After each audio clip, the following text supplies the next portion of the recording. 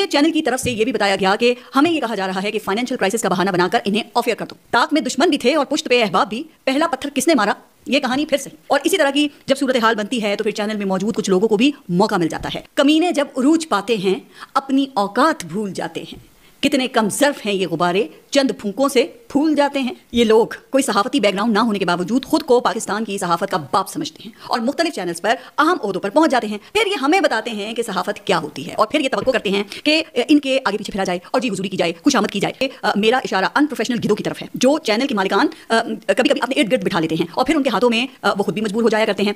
ये गिर्द उनको बताते हैं कि फलां सूबाई हुकूमत की तरफ से हम पर दबाव है या फलां हमारी आवाज़ को पसंद नहीं कर रहा। तो जनाब, डर, लालच, बहादुरी, हौसला और खौफ ये अल्लाह की तरफ से सबको अता होता है और फिर ये इंसान पर मुनहसर है कि वो इनमें से खूबी को खामी या खामी को खूबी बनाता है। मैंने वाज़ेह कर दिया था पहले ही चैनल इंतजामिया के सामने कि मैं किसी की डिक्टेशन नहीं लूंगी, कोई प्लांटेड शो नहीं करूंगी, ना किसी की फरमाइश पर कोई सवाल होगा और